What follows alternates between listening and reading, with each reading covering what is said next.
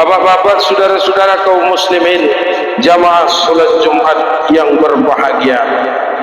Dalam ayat ini Allah menyampaikan bahwa ada beberapa ilmu pengetahuan yang tidak boleh kita cari dan tidak pantas kita gali, serta tidak akan mungkin bisa kita capai.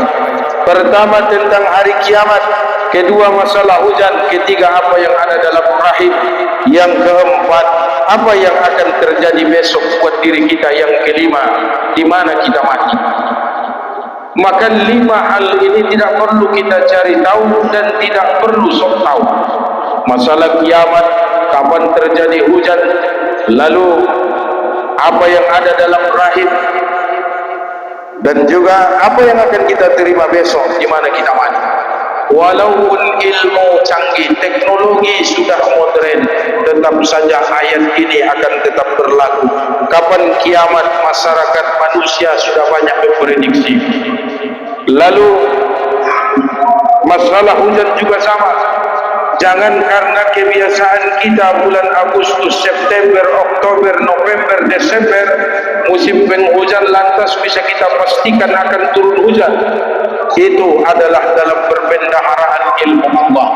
Maka Islam tidak mengenal ada pawang hujan, tidak ada dukun yang mengetahui hujan, tidak ada satu makhluk pun yang paham tentang masalah hujan. Hanya Allah yang tahu bagaimana pengaturannya, kapan dan waktunya.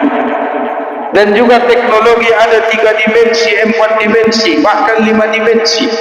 Melihat apa yang ada dalam rahim. Diperlihatkan bahwa laki-laki akan lahir, Allah lahirkan perempuan. Dilihat di senter sudah terang benderang gambarnya perempuan, Allah lahirkan laki-laki.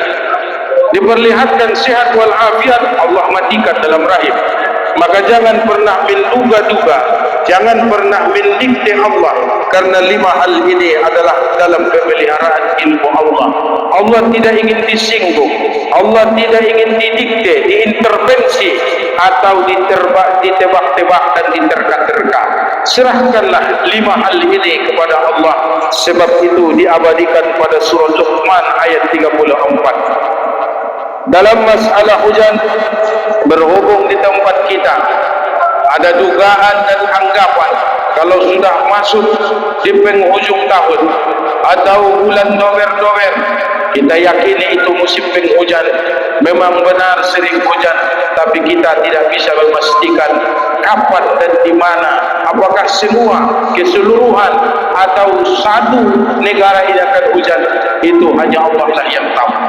Kadang-kadang di sebelah timur sudah mendung, namun dalam seharian kita menunggu hujan tak kunjung datang. Tiba-tiba turun hujan padahal hari sedang cerah, matahari begitu terik. Allah itu maha tahu, maka kita tidak perlu mencari tahu, apalagi sok tahu terkait dengan ilmu hujan ini. Pesan Allah pada surah Luqman ayat 34. Namun yang harus kita ingat, bapak-bapak, saudara-saudara yang dirahmati Allah, hujan adalah bencana pertama yang diturunkan buat manusia. Ketika Nabi Nuh alaihi salam berdakwah, dia siang malam menyampaikan dakwahnya ratusan tahun. Istri sendiri tak beriman, Wailah namanya. Anak sendiri satu tak beriman, Kan'an namanya. Dia sabar dan tabah menghadapi cobaan musibah itu. Namun Allah memerintahkannya agar membuatkan bahtera di atas gunung, di puncak gunung yang tinggi. Lalu turunlah air hujan, dari dalam tanah memancarlah mata air, sehingga hujan ini menyebabkan banjir bandang. Inilah bencana pertama buat manusia, banjir bandang atau air bah di zaman Nabi Nuh alaihi salam. Tapi di satu sisi hujan ini merupakan penumbuh tanam-tanaman kita, penyubur tumbuh-tumbuhan dan apa yang kita tanam di atas tanah. Jadi kesimpulannya adalah hujan bisa jadi penyebab awal bencana buat kita, sebab banjir, jadi longsor atau berbagai macam musibah yang akan datang. Tapi di satu sisi hujan juga pembawa rahmat. Namun dalam kehidupan sehari-hari kita sering katakan dengan turunnya hujan itu adalah rahmat, itu adalah rahmat. jangan salah, di zaman Nabi Nuh hujan menjadi azab dan bencana buat masyarakat. Jadi harusnya kita bagaimana? Ketika hujan turun, berdoalah agar dia membawa manfaat, bukan membawa bencana. Jangan hanya berputus asa dari rahmat Allah, dan juga jangan pula memastikan bahwa itu semata-mata rahmat Allah. Hujan, sekali lagi bapak-bapak, saudara-saudara, bisa jadi bencana, bisa jadi rahmat. Tidak semua hujan itu menjadi rahmat, karena azab pertama diturunkan buat manusia adalah di zaman Nabi Nuh, bencana terbesar, dan itu yang pertama. Zaman Nabi Adam belum ada bencana, Nabi Idris juga sama, tapi di zaman Nabi Nuh banjir bandang, inilah azab pertama ditimpakan buat manusia. Sebab itu sampai sekarang, kalau tempat dan kampung itu banyak maksiat dan dosa, maka akan Allah turunkan hujan. Namun hujannya ini membawa azab, jadilah longsor, jadilah banjir, jadilah berbagai macam penyakit, dan juga bakteri bertebaran di tengah-tengah masyarakat kita. Ma'asyiral muslimin, jamaah salat Jumat rahimakumullah.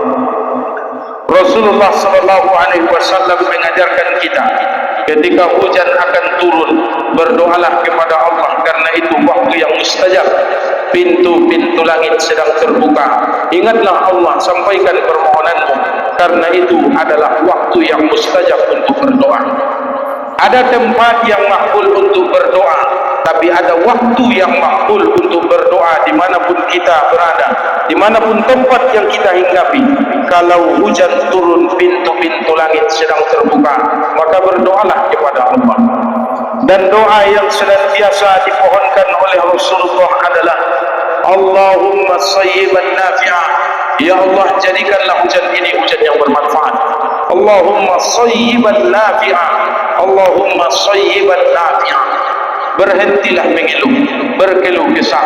Kadang-kadang kita sudah berkeluh kesah, begitu gerimis datang, padahal hujan itu belum kita doakan membawa rahmat atau membawa azab. Kadang-kadang hujan itu merasa dihinakan oleh manusia, yang semula mereka ingin membawa manfaat buat kita, tapi karena dicela, karena dihina, alah maru busai ulan, alah mau dan busai, mereka pun merasa dihinakan, dicela, akhirnya berubah menjadi azab. Jadi harusnya bagaimana? Berdoalah seperti doa Rasulullah, Allahumma sayyiban nafi'ah. Atau dalam terjemahannya, ya Allah, jadikanlah hujan ini hujan yang bermanfaat. Jangan mencelanya, dia juga turun atas perintah Allah yang Maha Kuasa. Bapak-bapak, saudara-saudara kaum muslimin, jamaah salat Jumat rahimakumullah. Namun di suatu saat bisa jadi hujan ini terlalu lama, atau menyebabkan tanaman kita sudah tergenang, air kita sudah melimpah, sungai-sungai kita sudah keruh. Maka jangan pula mencela, tetaplah bermohon kepada Allah. Rasulullah sallallahu alaihi wasallam juga berdoa, Allahumma hawalaina wa la alaina. Ya Allah, jadikanlah hujan ini di sekitar kami, jangan di atas kami. Allahumma hawalaina wa la alaina. Atau dengan terjemahannya kita bermohon, ya Allah, jadikanlah hujan ini di sekitar kami, jangan di atas kami. Maksudnya di gunung-gunung, di puncak gunung, di hutan-hutan, agar juga tidak menjadi bencana buat kita umat manusia. Bapak-bapak, saudara-saudara kaum muslimin, jamaah salat Jumat rahimakumullah. Dalam kehidupan kita sehari-hari, yang tinggal di kampung adalah lebih dominan, lebih banyak, mayoritas adalah petani. Tentu hujan memberi dampak yang sangat banyak, dan juga kita berharap dengan air hujan ini. Itulah kehidupan seorang petani.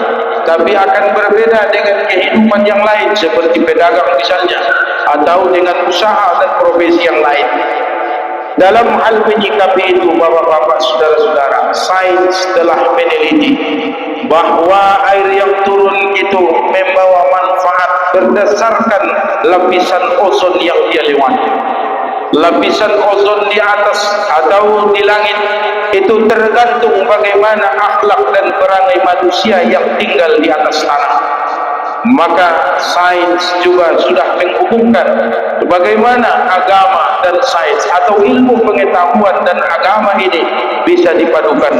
Dengan secara ringkas, bapak-bapak, saudara-saudara, bisa kami simpulkan bahwa proses terjadinya air hujan adalah karena panas terik matahari terhadap air, sehingga air itu panas mengeluarkan molekul-molekul kecil, mendidih.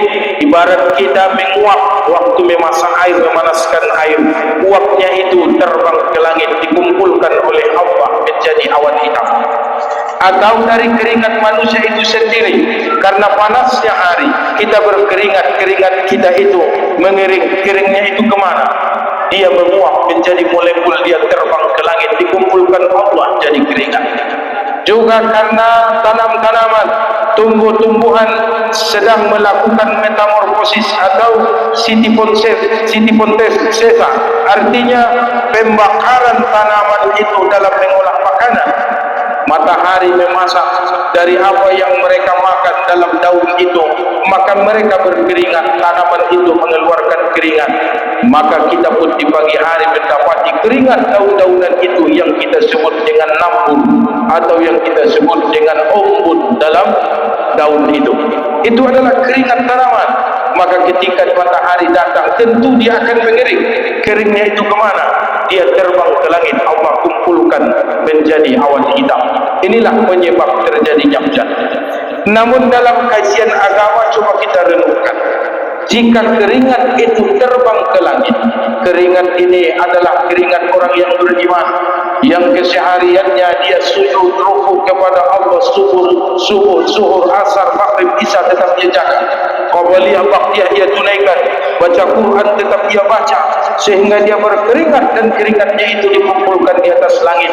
Sekian banyak manusia orang beriman begitu, maka jadilah keringat yang terkumpul itu adalah keringat orang beriman.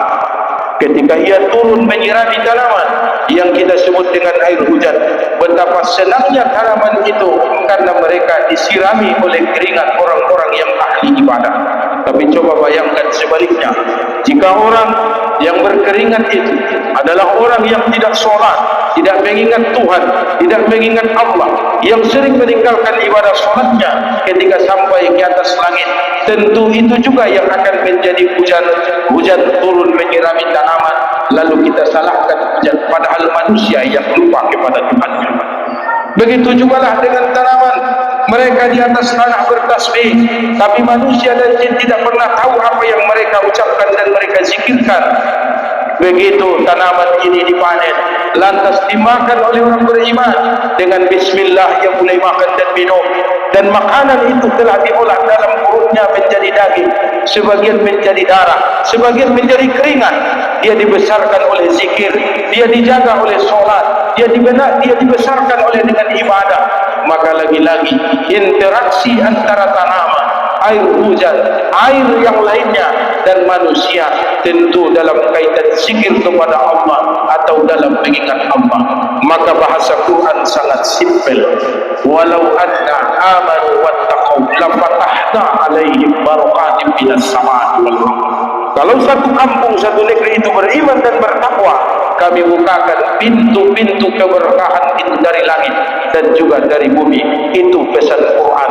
Sains telah meneliti, ternyata ada kaitan ibadah dengan tanaman kita, ada kaitan ibadah dengan air hujan yang Allah turunkan menjadi bencana atau dia mendatangkan barokah dan rahmat. Air hujan yang turun tergantung manusia yang tinggal di atas bumi.